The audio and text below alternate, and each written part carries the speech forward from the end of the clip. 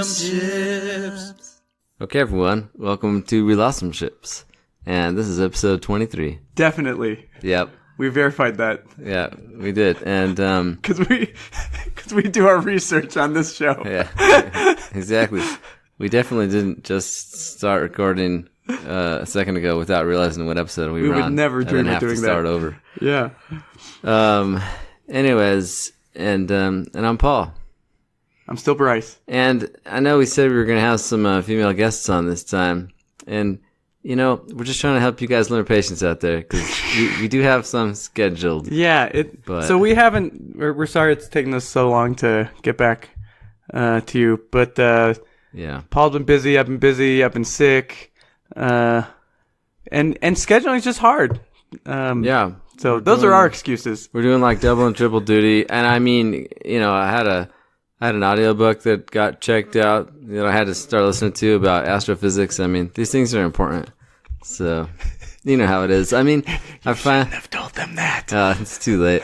I finally learned that as the universe expands, I don't expand with it.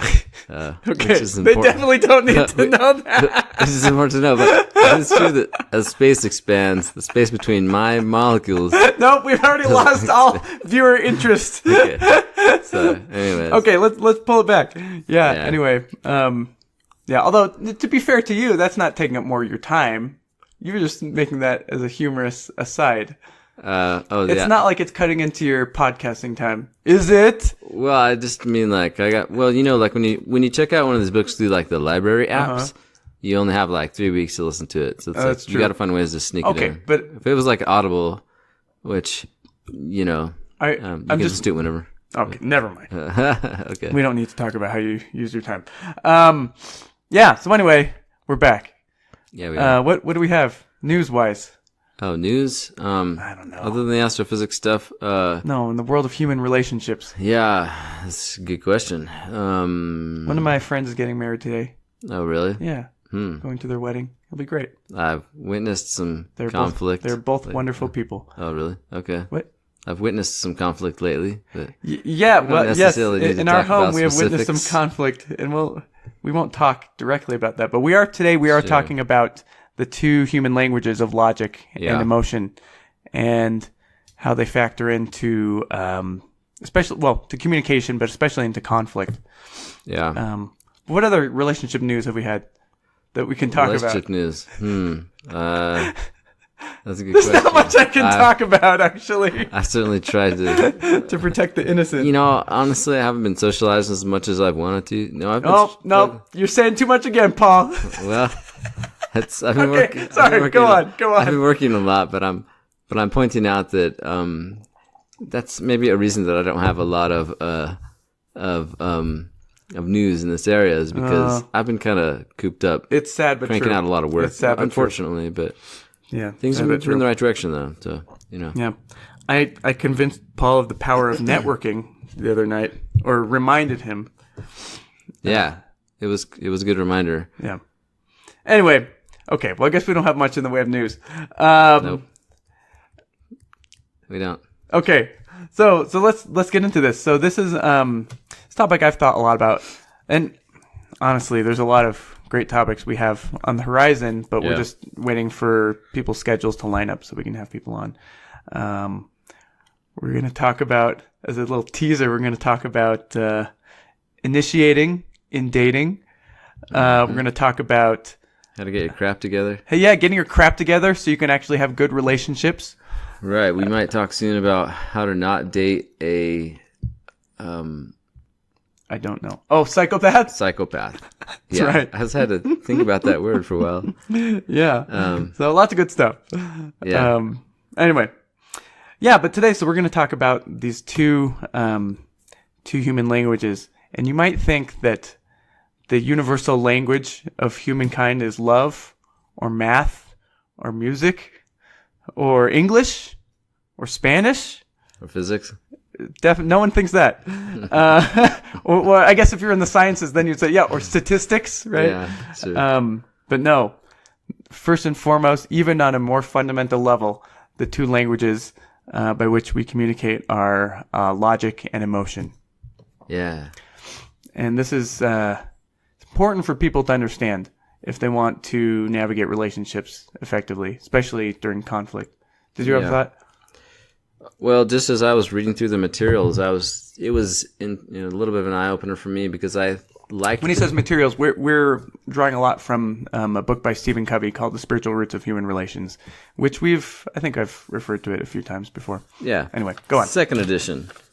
Anyways, that's from like 1993, but still good stuff, good principles in there.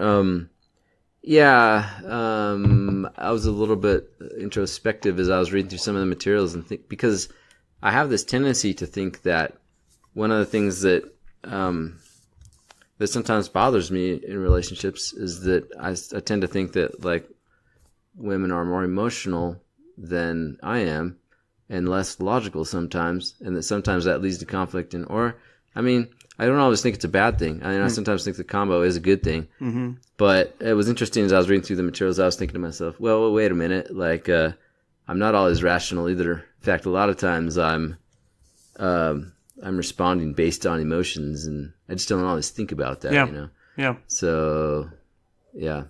I would tend to think, and we've talked before about how, like on the Myers-Briggs, for instance, women probably tend towards the F on that second letter. Yes, feeling and thinking is the most strongly correlated with gender of all those letters. Yeah. So that women, I think it was like 2/3 prefer feeling, and it's probably like flipped for men on the thinking side. Yeah. Yeah, and we've talked about some of the biological underpinnings of that, right? Like.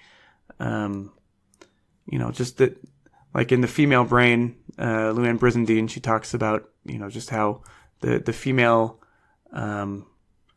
brain is much more influenced by hormones. There's a lot more going on than there is for men in that regard, and so you could say that women on average are more quote unquote emotional. That doesn't necessarily mean they're erratic or whatever. It just means that there's a wider range of emotions that they're prone to experiencing, compared to men. Yeah, no, it's true. Which in some ways means they're more in tune with reality, I would even say. But sorry, go ahead. Sure. To some extent, even though I'm a feeler on the Myers-Briggs, mm-hmm.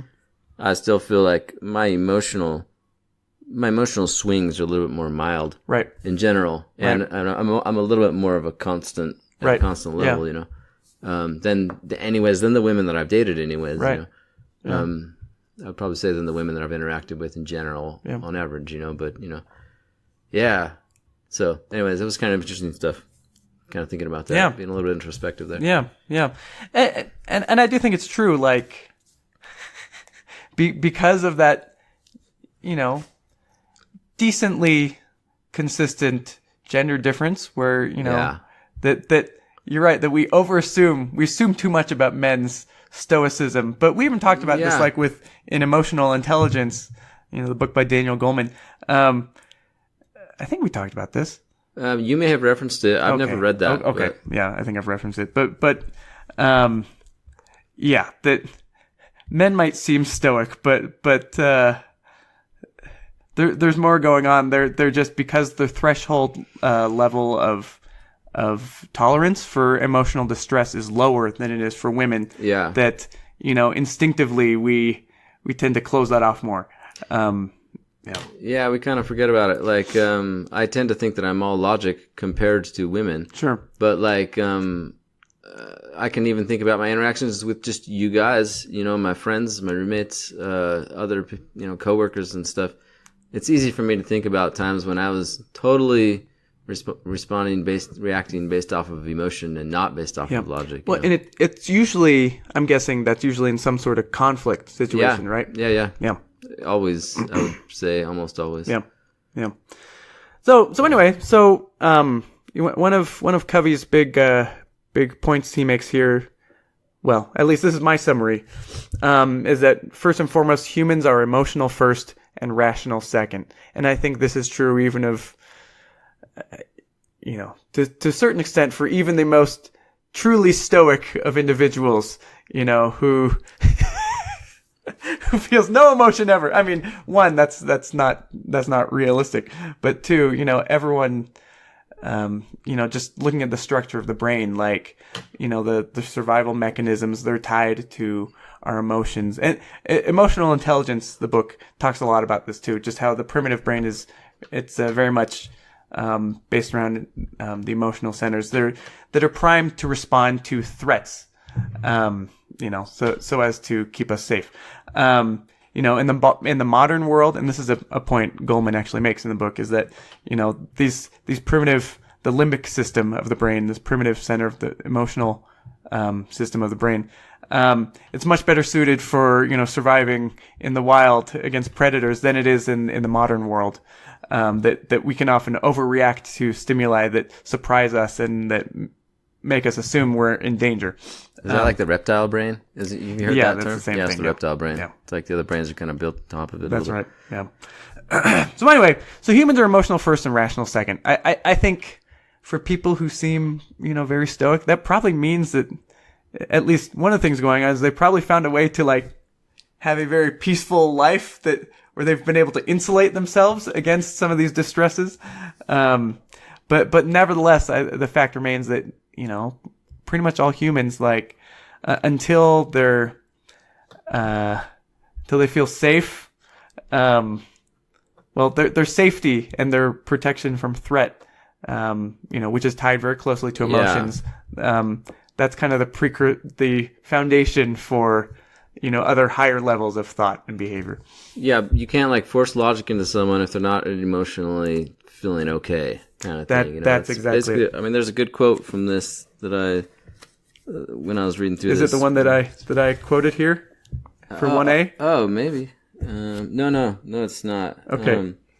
It was, let's see. Well, I'll find it. Is it one I quoted later? I don't know. Okay. All right. Well, I'll just say what he says. He says, this is Covey, Stephen Covey. He says there's two languages: the language of logic, which is the should of this earth, and the language of sentiment, which is how people really feel. And he says people behave more on the basis of how they feel than how they think. Yeah, actually, it is the second one you quoted. Okay. Good job. Thank you. Great minds think alike. Of course, I read through this before we started. Obviously, we run a tight ship around here. Yeah, we are. Yeah, exactly. So, yeah, sure. Anyways. Yeah. People behave more on the basis of how they feel than how they think. I think that's true. Even in a certain way, even for people who are relatively more logical than most, like, well, what drives their logical approach? I would surmise, a great deal of it has to do with protecting themselves from harm and emotional distress. Yeah. I think we talked about this in an earlier episode too, but I remember one of the studies from this other podcast that you had told me about, not really a podcast, but these online audio files about psychology studies, about how women are better suited towards dealing with strong emotions in the relationships in general, like a conflict situation that involves high emotion. Yeah. And women, it's like not as big of a deal. That's them. Right. And for a guy, it is a big deal, and it's more difficult for them. They feel it as more, maybe the reptile brain kicks in and they're like, danger. Yeah. And they feel like, this is something that needs to be fixed. Yeah. It needs to be, not always, doesn't always. Well, and also, like, and we talked about this before too, but, we're wired more for aggression. Yeah. And we're wired less for verbal expression, for verbal interaction. So, we're much more likely to either just go from zero to a fist fight, or to avoid it completely, and for the more peace-loving people, or the people who found like, you know what? I don't want to get in a fist fight. It's no good for anyone. So we'll naturally, tend towards just not talking about it. And that's not really a solution either. So yeah, you're right. Like women, on the other hand, like, and no doubt, some of this is upbringing too, but no doubt a lot of it is biology as well. Just, their brains are better suited, better equipped for, verbal expression, for nonverbal communication, being able to read between the lines to get a sense for, the social and emotional context of the situation. Yeah. Anyway. Yeah, interesting stuff. Yeah, but if like a tiger jumps out of you in the forest way back in the day. Jumps out of you? Like bursts from your chest? Jumps out at you, meaning towards you. Not out of you, at you. And there's no time for words. You just got to whack that thing with a club real fast. That's right. React. Yep. Very quickly, but yeah. So yeah, I mean, and like you were saying, like this is so true. Like when people, you can't really like reason with someone when they're feeling strong emotions or emotions that are not being like heard and validated. And Covey talks about this.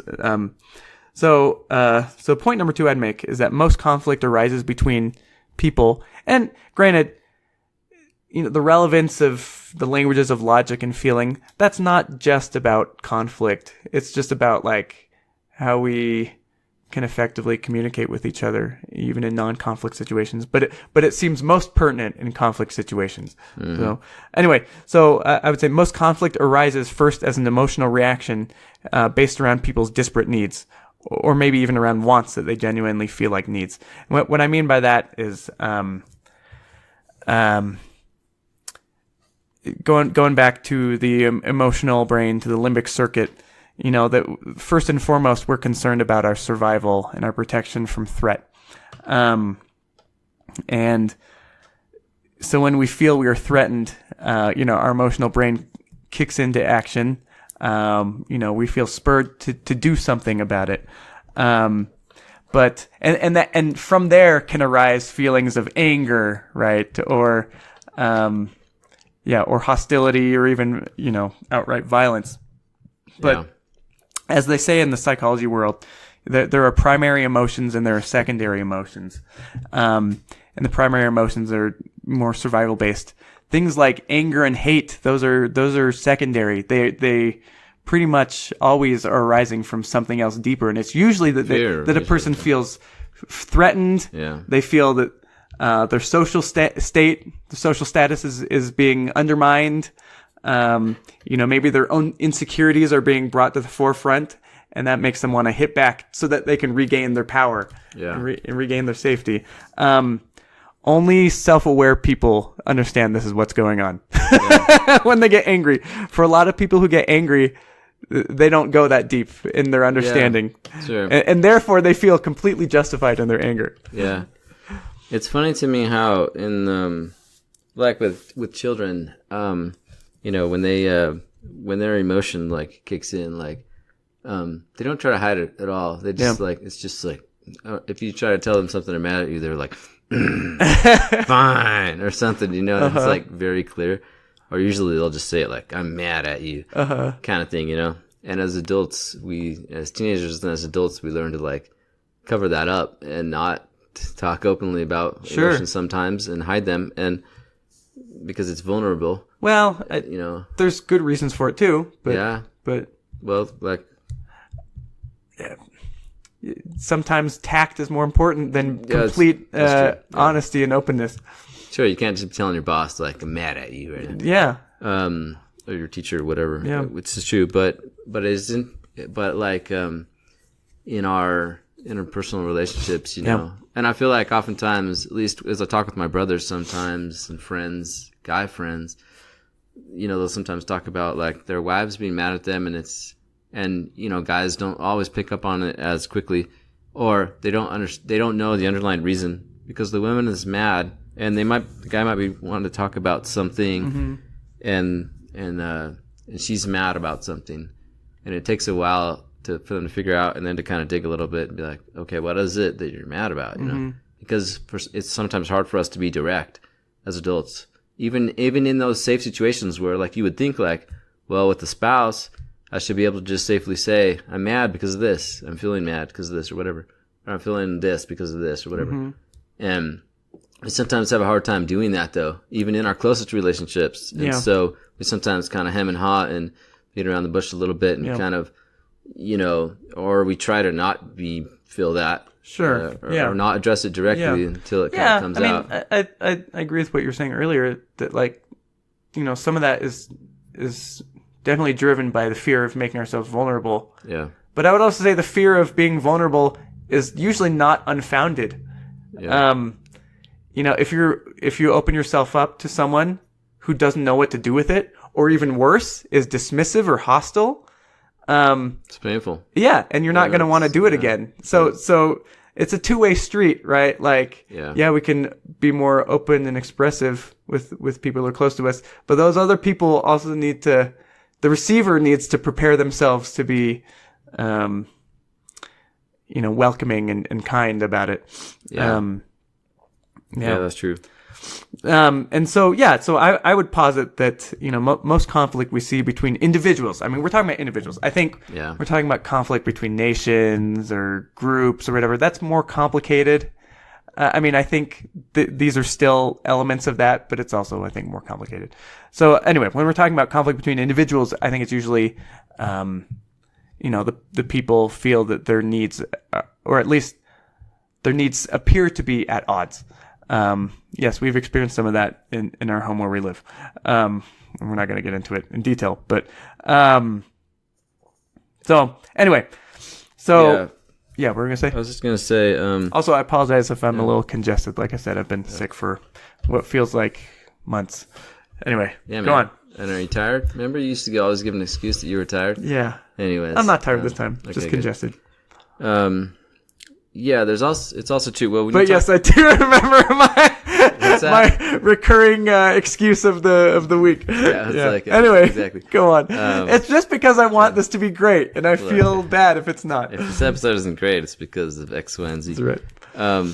But when you talk about like disparate needs, sometimes I also think a lot of times what happens is that we sometimes have conflict with people because we all think we have the most rational thoughts about everything, and I wouldn't say sometimes. Yeah, always. Yeah, I would say 90% of the time. No, it's true. There was this study done. I don't remember what it takes mental discipline, mental effort at empathy, and some bringing ourselves down to reality a little bit. I think to counteract that. So I think that is our natural state, right? Because we don't know any other opinion, any point of view besides our own. Yeah. Well, sure. Or we know our own point of view the most intimately. Sorry, I'll stop interrupting. No, it makes sense. I mean, and when you think about this, you think to yourself, well, why would you need to do like a intense psychological study to figure this out? But they did do these studies, and they were like, everybody thinks their ideas are the most rational, and that other people's are not as rational.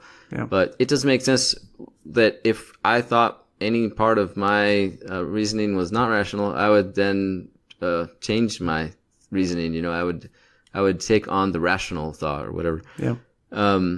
But yeah, exactly. It's hard to sometimes be empathetic and get where the other person is coming from, really understand them, I mean, a lot of what Stephen Covey was talking about seemed to be like talking about the effectiveness of just listening to people, and a lot of times things will work out if you listen to people, because when you listen, you're addressing the emotional part more than the logic part. As opposed to immediately responding to whatever their complaint is with a logical explanation, like, well, the rule is this. Yeah, exactly. Yeah. Which I think on average, women are better at listening, and men have a harder time with it. Or we have a harder time with listening without pulling out our toolbox immediately and being like, I'll tell you how to fix that. Yeah, I think that's true. I would also say introverts are better at listening than extroverts on average. True. It's why I think they're also better at deceptive board games. Because I'm not sure if I agree with that, but go on. Introverts, it's been my experience. Okay, sorry, I thought you meant women. Sorry, go on. Introverts in general, because it's harder. It's also harder to read when they're lying. That is true. Because, anyways, you just don't have as many data points. But yeah, this was also reminded me a little bit of there's a quote from How to Win Friends and Influence People, where he talks about how everybody thinks like it's everyone else that has wronged them, and he talks about you go talk to like the most hardened criminal in prison who's committed horrendous crimes, and you ask him, and he'll be like, "Yeah, society wronged me." You're right, right, and they don't think they're wrong. Nobody thinks they're wrong, and you don't get anywhere. Yeah. It's I mean, to be fair, there. No doubt some ways in which that's accurate, but true. in their mind, like it wasn't even them that committed the crime, right? Exactly. Yeah. So, you know, you gotta take some of this stuff into consideration. Yeah. Yeah. Anyways, so I liked some of the examples that Stephen R. Covey gave too, but I do think that it's something that I know, looking at myself, that I struggle with, like just listening in conversations where there's a little bit of conflict. You know, Yeah. I do better when I listen and when I ask questions. I notice I can get to a place of a lot less conflict if I'm in a place of conflict. Well, I don't like conflict. and I mean, I'm very conflict averse. I'm more conflict averse than probably your average person. Well, I don't know if you're average person, but I tend on the side of being conflict averse, which it's kind of weird that I'm an attorney, but I'm the kind of attorney that I don't have to deal with conflict directly very often. I would actually guess most people are very conflict averse. Yeah. Maybe not 70%, but maybe 60%. Well, yeah, you're probably right. Yeah. You know, but I don't know.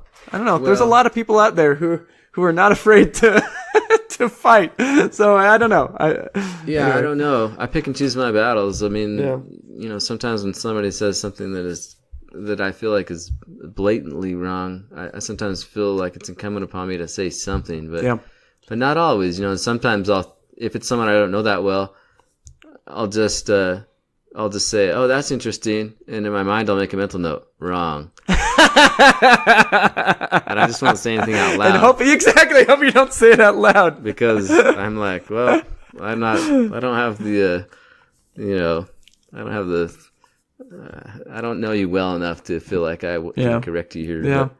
But, I would also add that, like, as always, like, social media is like the perfect testing ground and like observation place to observe all of this, and Sure. I see this happen anytime I post something, kind of in your face or a little bit controversial on Facebook, such as my opinions on on a recent Marvel film. The people will go every which way about it, and it'll be frustrating to me because I feel like, hey, you totally don't understand the point I was making, and I probably wasn't making it very clearly. But then it becomes like we're each pitting our own wills against each other, and we're not listening to each other. We're more forcefully expressing what we were saying. And, psychologically, the reason for that is that we feel our identity is on the line. We feel that our own, emotional value and, authentic experience is being, counteracted or dismissed. Yeah. And so, instinctively we just fight back, and unfortunately on Facebook, it's not good for sitting down and saying, okay, please, I'd like to understand your point of view. It's just not well suited for that. People don't have the patience for it. They may not have the opportunity. They may be more like, hey, I hop on Facebook for a few minutes at a time while I'm waiting for something. It's not good for having a prolonged conversation. Yeah. Other people will butt in, and make their comments that detract things. It's just not well suited for that. It's not the right. And I would even say this is a downside of social media, is that it tends to promote these kinds of conflicts. Yeah. Instead of promoting people actually, relating in more healthy ways. Yeah, no, that totally makes sense. There's this account that Stephen R. Covey gives that I really like, where he talks about how the student was like upset about something and complained to the teacher about it. He'd gotten a bad grade on some exam, but he was also upset about some other things that were not totally related, and just started complaining about it all. And the teacher's first inclination was to like correct him and be like, well, this is why things are this way. Sure. You should do this, and you should be okay with this. Or even if maybe the student got some of his facts wrong, right? That maybe the teacher's like, well, let me correct some of your facts there. Yeah, and instead, the teacher like pushed back against that and decided, I'm just going to listen for a while. Mm-hmm. And he said, I'd like to keep listening to you. Which way is your class? And, and he walked with him, and they talked about it over the next little while. And he said, over the next several weeks, the teacher and the student had several more talks, with the teacher mostly listening and the student doing the talking. And ironically, the student changed and grew by just listening to himself in the presence of someone who would accept him. And I've definitely experienced that. I feel like, and I know I've said this on the podcast before, like I have found that when I get in conflict situations, I prefer to keep the argument going for long enough to where I can hear my own comments, and because I feel like if it's not, even if there's a little bit of conflict, I feel like if I can listen to myself talk for long enough, I'll start to realize that, okay, that was a bad point. That's a bad argument, and I am wrong in these parts here, these points here, and I should concede that. And eventually I'll usually get back around to a place of humility if there's enough listening, even if there might be some conflict, Yeah. So, Yeah. yeah. Well, that's good. Yeah. So, kind of the next point on my list here is basically what we're talking about. That until a person in conflict feels safe, understood, and respected on an emotional level, then any logical communication will be ineffective at best and alienating or escalating at worst. Yeah. And Stephen Covey says, unless there are good feelings between people, reasoning intelligently is almost impossible, which is kind of that story that you're talking about. Yeah, it's interesting. And I mean, he kind of makes the point that we mostly we mostly base things off of emotions to some extent. Yeah, I mean, it's the way I see it is, first and foremost, it's about emotions, right? Yeah. Are we being threatened? right. Yeah.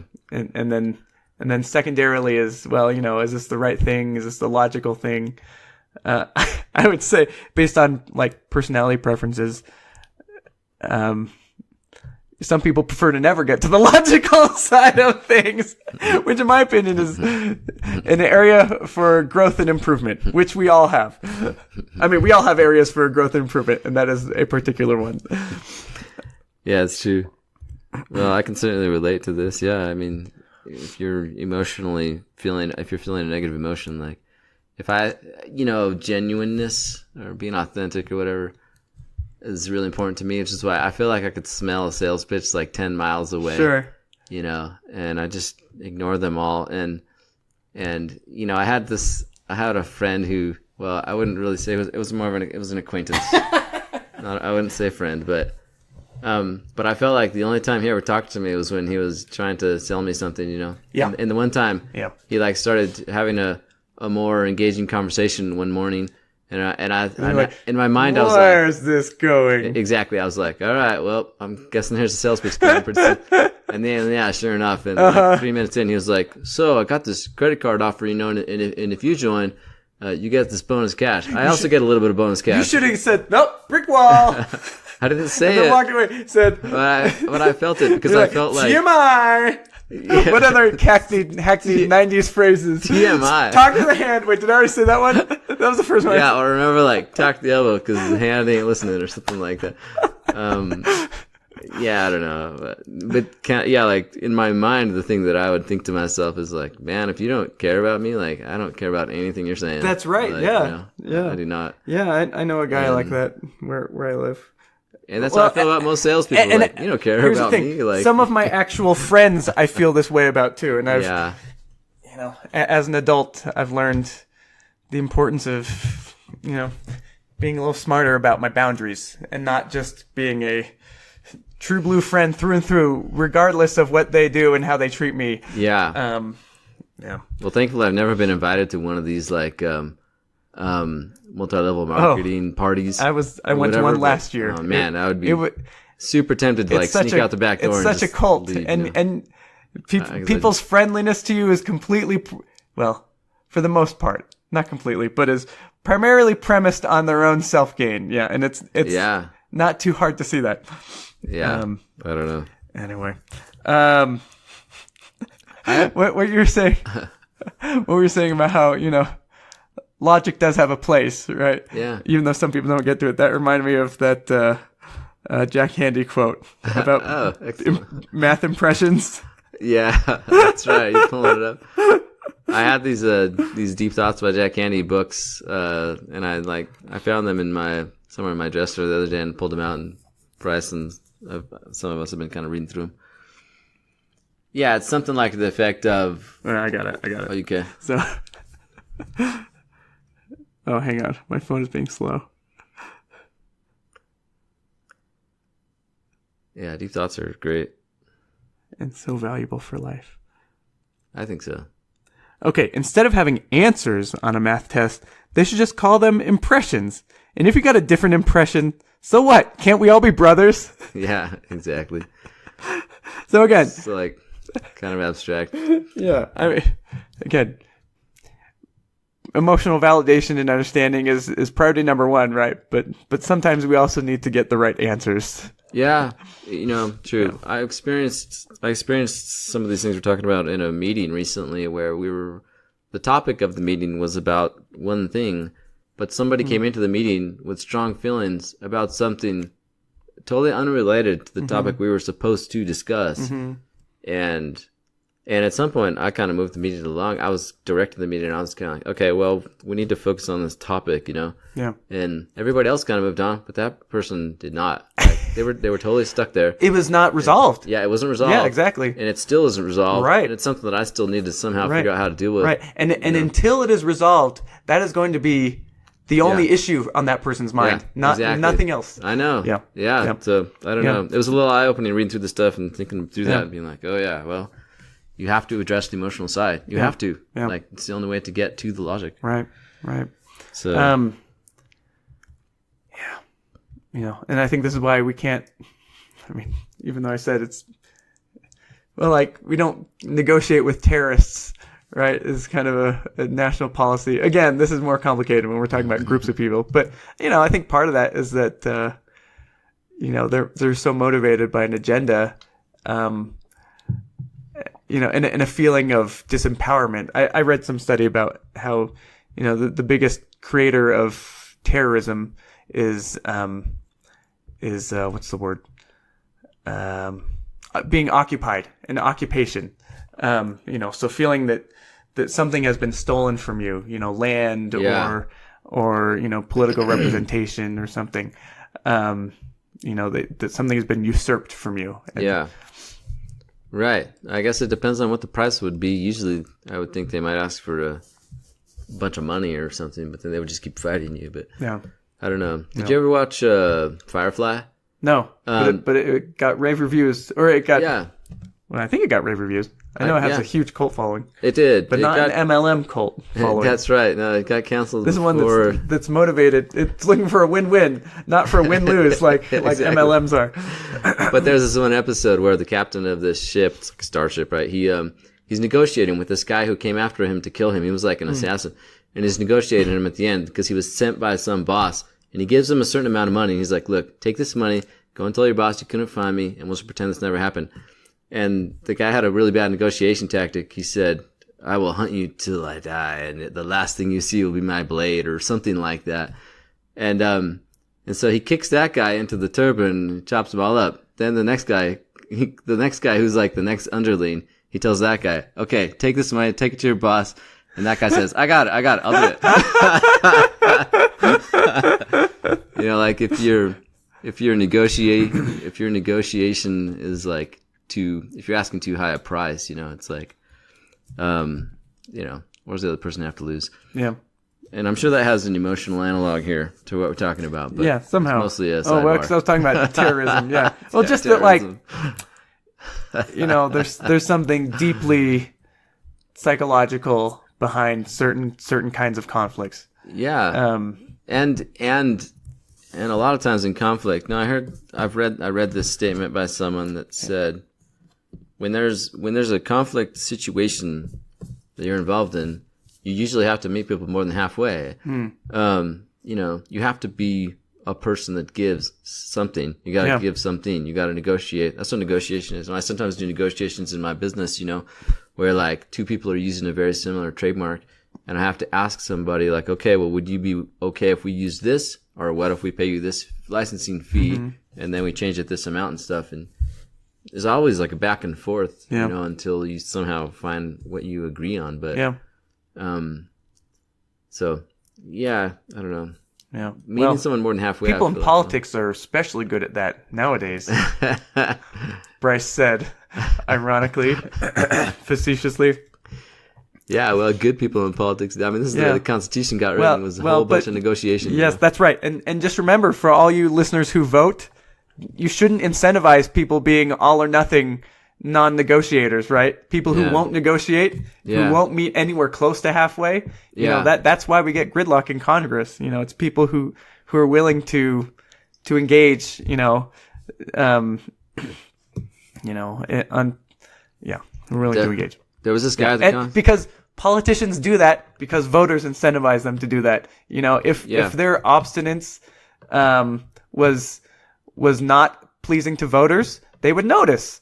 You know, and then they wouldn't elect them for another term. You know, so sure. You know, elected officials respond to incentives. Anyway, I'm on a big tangent here. Well, okay, but it's related though, because you're talking about compromise. You know, and this comes into play when in any kind of conflict situation. Yeah, there was this guy at the Constitutional Convention, Roger Sherman. He was a delegate from, I can't remember what state he was from. It was the Constitutional Convention way back in 1780. Yeah, something. when they basically came up with the Constitution. I mean, we had won the Revolutionary War, right? But the country wasn't being, it was not working that well because we didn't have a strong federal government. With the Articles of Confederation or something. Yeah, exactly. And they were kind of like, let's sneakily have this convention and then try to get people to agree to a whole new constitution.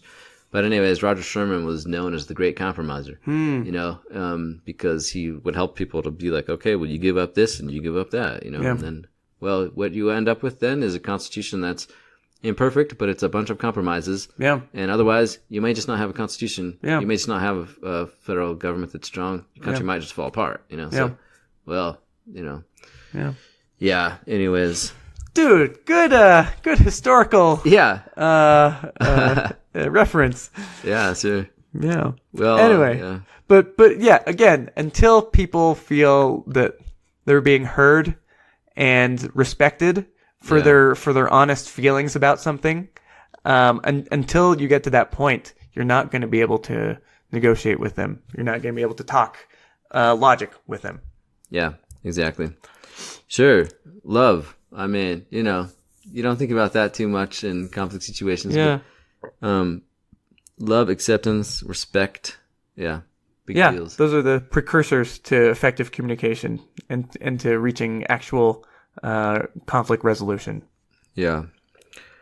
Oh, you know, this whole thing about without fear of embarrassment or ridicule. Oh, yeah. So Covey, he says, unless people feel that they are accepted and that they have a right to express their feelings without fear of embarrassment or ridicule, until that point, all they will do is react to some sort of injunction or logical argument.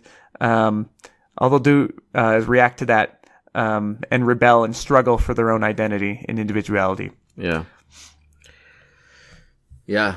Makes a lot of sense. Yeah. And I like this last part about this sentiment being wisdom. That's interesting to me because I do think it is my tendency to think that there's another of the points that Covey makes is that sentiment often is real wisdom. Yeah. Yeah, thanks. Remember, Paul, they can't read our outline. I know. I'm sorry, listeners. I just point to my notes and say, well, this is also a good point. Yeah. I assume that you're omniscient. You need to empathize with whatever feelings they're feeling at the time they hear this. Yeah, I apologize. How can I meet you more than halfway? What can I do? I think I have a tendency sometimes to think, well, logic should rule the day. Yeah. Mostly. Most of the world thinks that. Yeah. At least at work. Yeah. You know, and that, you know, feelings don't matter as much. That's right. Get your feelings out of the way or whatever. Yeah. And there's some practicality to that for sure. Yeah, there is. But I like his thought that oftentimes there's wisdom mixed in with the feelings. Yeah. And, even if they're not particularly coherently expressed, right? Yeah. The fact that those feelings are there and they're strong enough to be persistent means there's something important there. Yeah, I think you know, to go back to your talking about politics, you know, I think we all can relate to people who can word and express things really well, but they don't necessarily make good decisions. Sure. You know, or they're not necessarily good politicians or good leaders. Right. But they're really smooth talking. Right. You know, and they can express things lawyers. Great. Yeah, or lawyers in general. Yeah, lawyers as a class. Sorry, go on. I had a friend who would tell people, because he was a lawyer, and people would always want to tell him their lawyer jokes, and he would say, okay, but if I've already heard it, you have to give me $20. That's a very interesting business model. I like it. Yeah, it is. I actually do like Larry jokes, and I don't mind when people make fun of them. Yeah, well, they don't. Most of them probably don't apply to you that much. No, they don't. You're a lawyer with soul. Yeah, and I'm kind of, my business model is a little bit different, so I don't do a lot of things that lawyers do. But yeah, I think also he talked about this as well, about an example of a leader in some situation having this interaction with some youth that they were kind of rebelling against some rule. And he was like, well, that's the rule and you got to follow it. And he got kind of all heated and charged and kind of felt but at least in the story, what he was actually feeling was his own position and authority being fear. challenged. He was feeling fear. And that's not what he was expressing. He was expressing here are the rules. That's true. Anyway, go on. Yeah. And then later he had this introspection to think, oh, interesting. Well, in my interactions with other people, it's important for me to, because he kind of resolved that situation by sitting down with some of the youth and kind of listening a lot, and just having honest conversation. And then what seemed like happened is the youth kind of resolved the situation themselves, and we're like, well, look, I know I'm wrong here, and but and they also revealed that they're, based on what they were expressing, like the issue wasn't what it initially was, what it appeared to be, wasn't it? So I'm speaking very generally. I think to reread the story. Anyway, go on. Yeah, but anyways, but then he went further and thought to himself, that leader said later that he thought to himself, how often am I being mindful of my feelings, even that aren't involving other people necessarily, or not necessarily directly related to some communication I'm having with some other person right now in the moment, but some feeling that I'm feeling, and am I self-aware of my feelings and how I should be dealing with my feelings and addressing them, and at least honestly acknowledging to myself, like, I'm feeling this right now. Yeah. And I don't know, it felt to me like a wise thought about being self-aware, being aware of our feelings. And I mean, psychologists will tell you this, like, if we don't, just burying feelings in general or not acknowledging them is unhealthy. And acknowledging them is, even if it's just acknowledging them to ourselves, it's a start, Right. Yeah. They don't always involve people directly. Once you're aware of things, you can do something about it. I think a lot of conflict that arises is avoidable. It's preventable if people are aware of their feelings in the moment, or they're aware of, patterns of, hey, in these kinds of situations, they tend to really stress me out. And then I tend to react in this negative way, or when I get home from work or whatever, I'll tend to take it out on this or that person. And, once you're aware of that, you can do something about it so you can avoid conflict in the first place. Yeah. So another thing I want to say about conflict is just, again, because of this idea that it's pretty much, when people's safety and feeling of well-being and respect and individuality, when that is being threatened, that in the moment everything is seen through each person's own lens, emotional lens, which may or may not be an accurate reflection of reality. For sure. But it is how they are perceiving things, right? This is why, some people in recollecting an argument might say, if it hasn't been resolved yet, they might, their recollection might be kind of distorted, you said this or that, when maybe objectively that's not the truth, but that's certainly how it felt to them in the moment, or emotionally, that's their memory of this. That reminds me, not that related, but no, I'm not. It was a Simpsons reference. Oh, well, it needs about to be said. Homer's photographic memory. Oh, no, what was it? She's making some argument that so Springfield got a casino and late after it had been built, Marge made some comment about it, some negative comment about it, and Homer's like, well, what do you mean by this, Marge? Like, as I recall, you were in favor of this casino. And she says, no, I was against it. And he says, strike three, Marge. I have a photographic memory. And then it cuts back to his memory of that situation. And he's really like buff and sitting there. And like, there's like a person with a fish head. And Marge has like two heads. And there's like a baby smoking a cigar. Okay. So, not really related, but just goes to show that our own psychological state, our own biases can color our perception of reality. And I know there have been some studies on how our memories can change over time, even literally, but I mean, from what I've listened to, they don't. It's not like they're we're still recording. Yeah. Are you sure? Yeah. Okay. It's not like our memories change hugely, and memories that are super important to us are stored more securely, in multiple places in our brains and stuff like that. Yeah. Kind of thing. Yeah. Brain storage is kind of weird, but right. I think it's tied to more emotion. Well, yes, the more significant it was. Which is why I often think, the more emotion that's tied to it, the more your brain, when your Sorry, brain. I mean, our emotions, one of their functions in our brain is to tell us what's significant and what's not. Yeah, exactly. Go on. And when your brain is sorting through, what gets stored in long-term memory and, what comes out in short-term memory, some of the things really are short-term memory. Sometimes when I go back and read through my journal and I'll read through something, I'll be like, oh yeah, I remember it. I guess I remember that happening. But, yeah, if a tiger jumps out at you, the prior example, you're going to remember that. It's going to be stored in a bunch of places because it's going to be a very emotional experience, But sometimes this makes me, sometimes I wonder if this is why women tend to remember specific words and arguments better than men. Yes. Because it's more of an strongly emotional for them than it is for the men. And more significant. Yeah. Exactly. Yeah. Anyways, yeah. Had some other funny reference, but man, me now. Dang it! Oh wow! But I like that Homer Simpson. It's a great clip. But you have to see it. I can't just tell it. You have to see it. Sure. Yeah. Well. Yeah. What else? You got anything else? Well. Yeah. Basically, when. Well, no, I don't have anything besides this, but I was just going to give my final thoughts, which is, okay. I mean, I don't know if we're at that time. We're probably at that time. Yeah. Which is basically, when you're in a situation that is, has some heightened, conflict, or might be a little tense, you can make things worse by just, becoming entrenched in your point of view and just fighting back with facts as you see them. You can try that, but it's probably going to be just make things worse.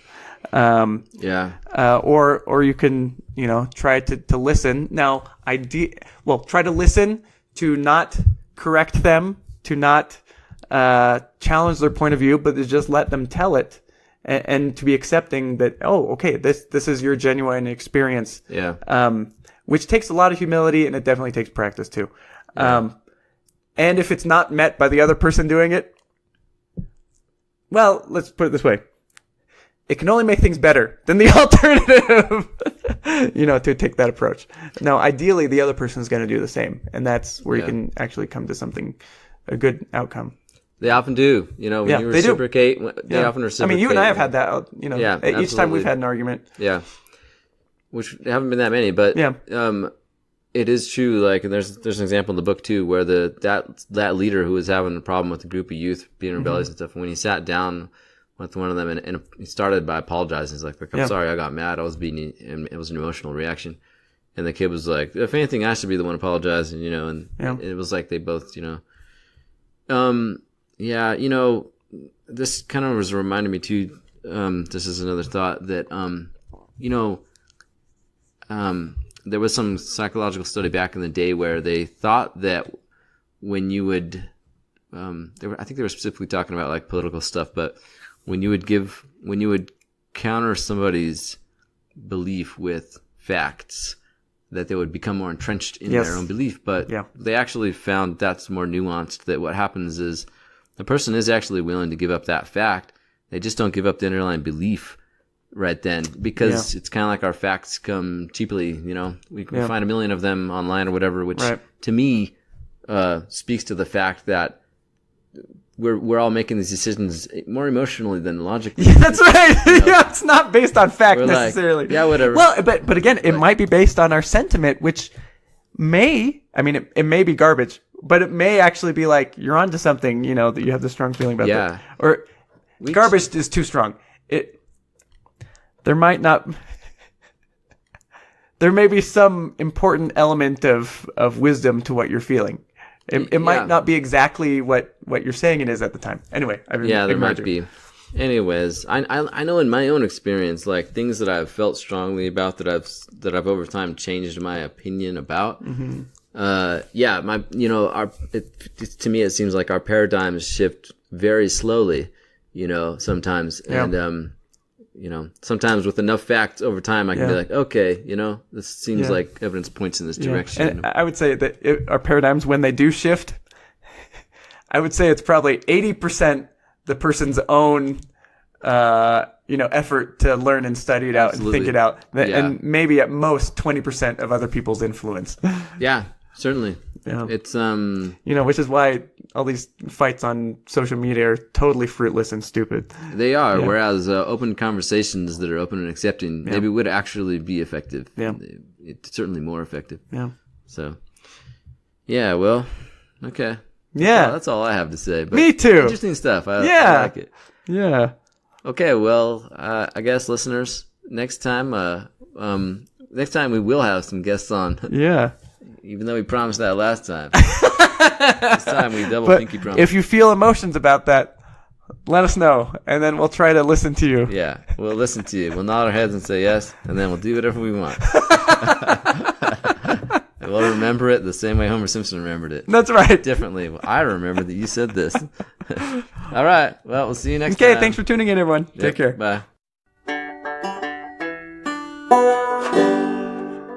If you enjoyed this episode, please consider subscribing on iTunes or your favorite podcasting app and give us a rating. Thank you.